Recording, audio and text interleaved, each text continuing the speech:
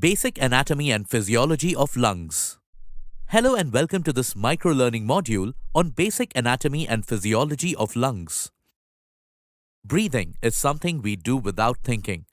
But have you ever wondered how it works? Let's dive into the fascinating science of respiration. Before we begin, let's take a look at the main components of the respiratory system, which include nasal cavity, pharynx, larynx, trachea, bronchi, lungs, and diaphragm, main muscle of inspiration. Let's take a look at each organ in detail. Nasal cavity.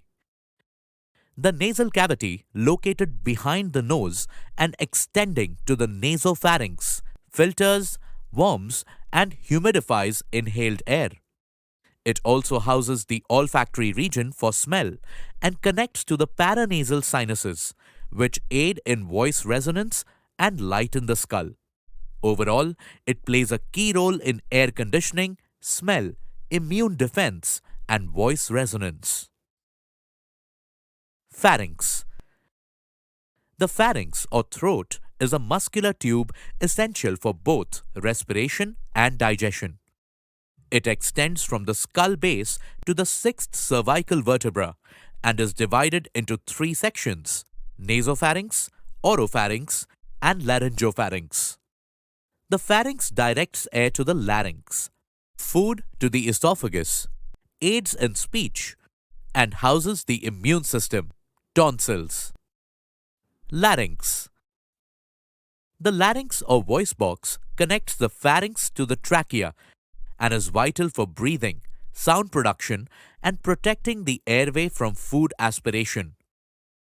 It is composed of cartilages like the thyroid and cricoid. It houses the vocal cords for sound. The epiglottis directs air to the trachea and food to the esophagus, preventing choking. Trachea. The trachea or windpipe connects the larynx to the lungs bronchi. This 10 to 12 centimeter tube has C-shaped cartilage rings to maintain an open airway. At the fifth thoracic vertebra, the trachea splits into the right and left bronchi, directing air into the lungs. Its structure ensures effective breathing and protection against respiratory infections, and is lined with ciliated epithelium and mucus cells. It traps and expels inhaled particles. Bronchi and bronchioles.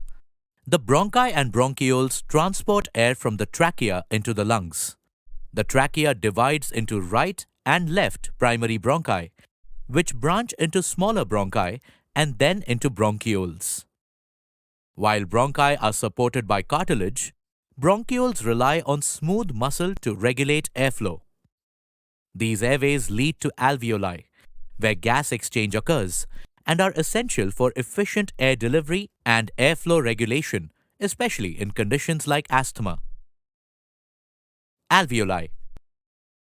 Alveoli are tiny, balloon-like structures in the lungs, essential for gas exchange. Their thin walls allow oxygen to enter the blood and carbon dioxide to exit for exhalation. It is lined with surfactant to prevent collapse. Alveoli ensure efficient breathing by staying open and functional. With that, let us now learn about the three muscle groups of inhalation, namely diaphragm. The diaphragm contracts, drawing air into the lungs, contributing to about 75% of normal air movement. External intercostal muscles. These muscles assist in inhalation, helping with the process, contributing to around 25% of normal air movement. Accessory muscles. They include the sternocleidomastoid, serratus anterior, pectoralis minor, and scalene muscles. Let us now look at the physiology of breathing. Inspiration or inhalation. When you inhale, the diaphragm contracts and moves downward, while the intercostal muscles lifts the ribs, expanding the chest cavity. This creates negative pressure, which draws air to the lungs. Expiration or exhalation. During exhalation, The diaphragm and intercostal muscles relax. As the chest cavity volume decreases, pressure increases and the air is pushed out of the lungs. This cycle allows for continuous exchange of oxygen and carbon dioxide. With this, we have reached the end of the module, where we explored these in detail: nasal cavity, pharynx, larynx, trachea, bronchi and bronchioles, alveoli, and diaphragm, main muscle of inspiration. We hope this helped you understand the anatomy and physiology of lungs. Happy learning!